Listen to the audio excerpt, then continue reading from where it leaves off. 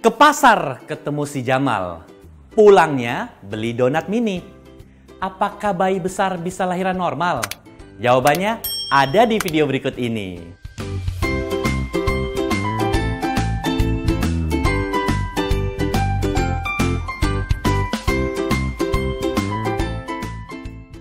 Jadi bayi besar selama kehamilan itu bisa terjadi kurang lebih karena 3 penyebab. 1 karena moms mengidap diabetes mellitus atau kencing manis di dalam kehamilan. Kedua, bisa karena genetik. Jadi biasanya kalau kakak-kakaknya udah gede, adiknya juga bisa gede-gede tuh. Jadi faktor genetik ya, turunan lah kita bilang. Yang terakhir, bisa karena melahirkannya itu udah lewat bulan. Jadi biasanya orang melahirkan kurang lebih 40 minggu atau 10 bulan. Ini lebih daripada itu ya, bayinya makin gede, bertumbuh di dalam rahim. Akhirnya dia masuk kategori bayi besar. Kategori bayi besar itu jika taksiran berat janin bayi di atas 4 kg.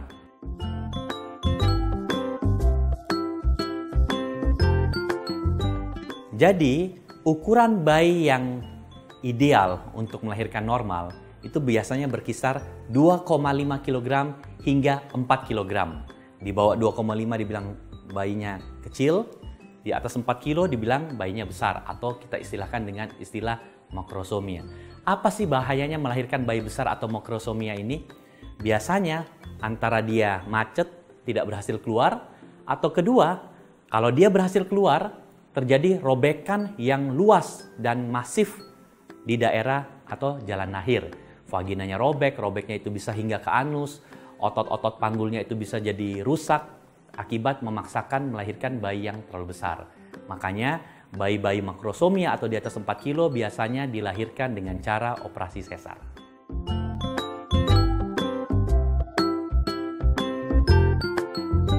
Biasanya jika moms melahirkan bayi yang berukuran besar, sekali lagi di atas 4 kg, biasanya baik moms maupun bayinya akan dilakukan pemeriksaan kadar gula darah.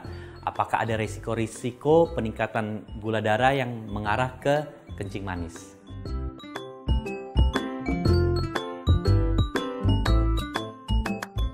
Jadi sebenarnya bayi besar dan bayi yang kecil, dua-duanya itu tidak ideal. Yang ideal ya bayi yang ukuran berat badannya normal. Sekali lagi, bayi-bayi yang berukuran kurang lebih 2,5 kg hingga kurang lebih 4 kg. Tetapi, jika terjadi dua kondisi ini, mana yang lebih mendingan? Tentunya yang bayi besar, karena bayi besar biasanya dia tuh udah lebih kuat.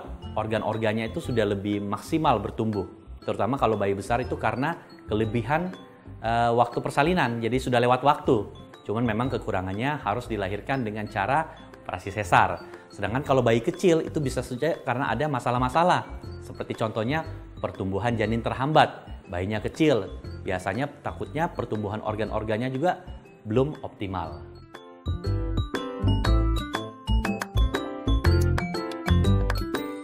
Kita sudah mengetahui penyebab bayi besar itu karena apa?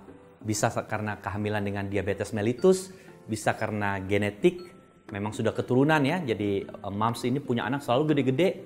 Dan yang ketiga, bisa karena melahirkan yang lewat waktu.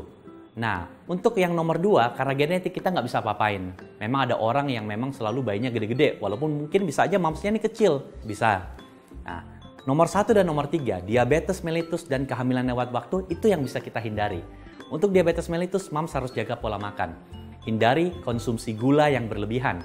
Supaya apa? Resiko untuk terjadi perubahan metabolik atau kelainan diabetes pada saat moms hamil itu menjadi lebih minimal. Dan kedua, untuk menghindari kehamilan lewat waktu, ketika sudah memasuki kehamilan 37 minggu, moms harus lebih aktif. Harus boleh bergerak, berjalan, jalan pagi, jalan sore, supaya secara gravitasi kepala turun ke bawah. Sehingga mudah-mudahan kontraksi muncul sebelum 40 minggu. Sehingga resiko kehamilan untuk lahir lewat waktu itu bisa diminimalisir.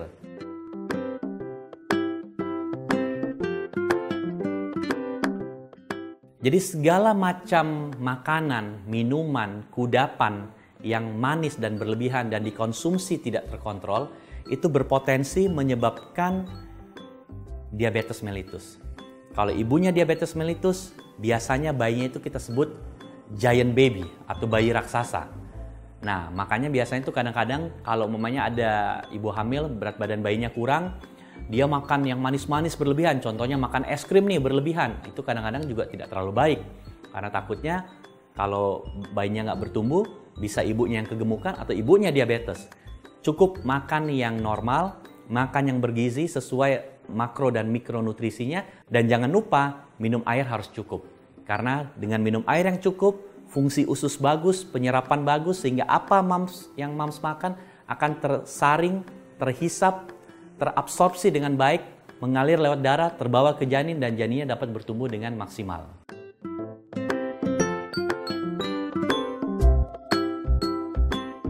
Ada yang suka bertanya, apakah kalau bayi saya lahir besar, Dok, dia akan sampai besar, sampai dewasa, badannya akan menjadi bongsor? Jawabannya belum tentu. Itu semua tergantung dari bagaimana nutrisi dia selama dari kecil hingga dia besar. Jadi tidak selamanya bayi yang lahir umpamanya 4,5 kilo, nanti pas gedenya dia badan juga akan bongsor. Belum tentu seperti itu. Begitu pula ada juga bayi-bayi yang lahir barangkali normal ya, 3 kilo, 3,5 kilo. Pada saat besar badannya gede, karena itu semua tergantung bagaimana pola makan dia selama dia berkembang dan bertumbuh.